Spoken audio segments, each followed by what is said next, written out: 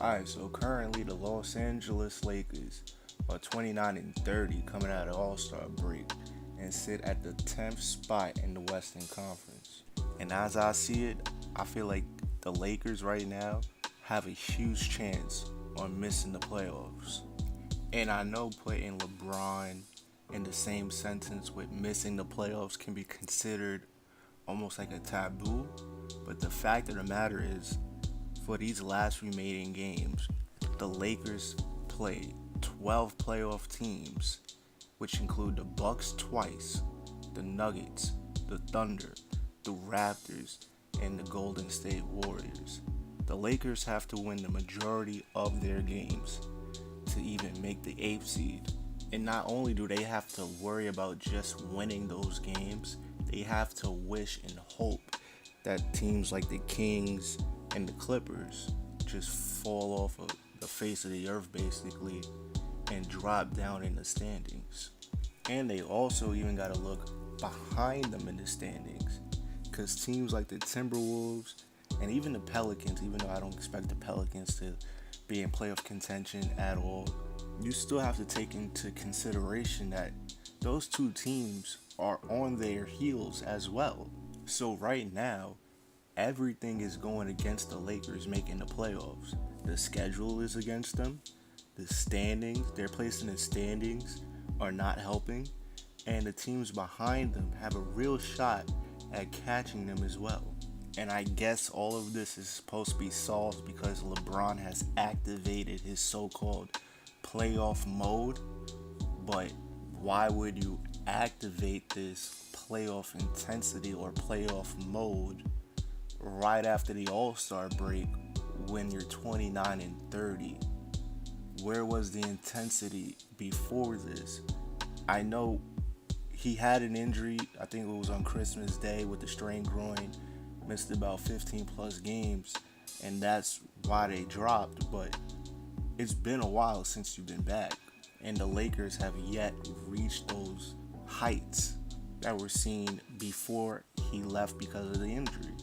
The Lakers are not in playoff contention right now, and LeBron's been back for 10 plus games, I think. I don't want to make a wild guess, but that's what it feels like. And the Lakers are not doing that hot right now. If anything, the Lakers dropped off. After all these trade rumors of, oh, Anthony Davis is coming, we're going to trade the whole team, we're going to trade Rondo, we're going to trade Lance, we're going to trade Lonzo, we're going to trade, the whole team, Kuzma, Ingram, all this for Anthony Davis.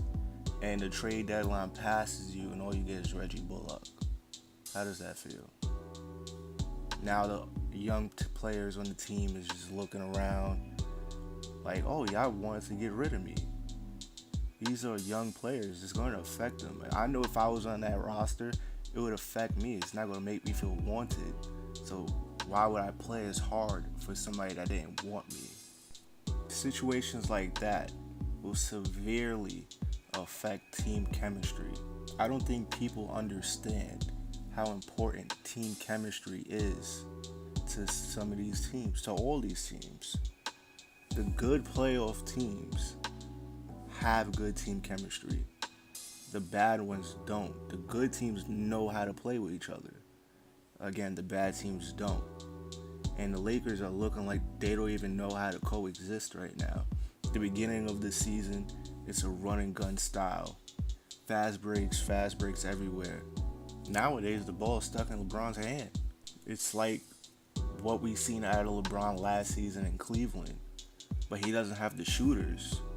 Again, that's another thing that I don't understand about this team. Everybody knows the LeBron formula. You have LeBron as your primary ball handler, and you have 1,000 shooters with him. But what did the Lakers do after they signed LeBron? They signed Rajon Rondo, who's notorious for not spacing the floor. They signed Lance Stevenson, Michael Beasley. Where's the shooting?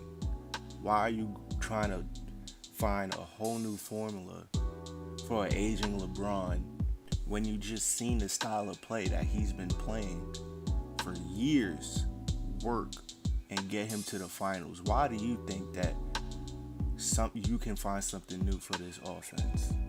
What isn't broke, don't fix it. This style of play been working for years, like I said. So I kind of feel like the Lakers front office, Magic Johnson, Rob Pelinka, they kind of failed this Laker team by not putting the pieces around LeBron that is clearly necessary for him to succeed.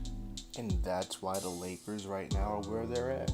They have a weird combination of young players like Hart, Kuzma, and Ingram, and a whole other weird combination of veterans like Stevenson, Rondo.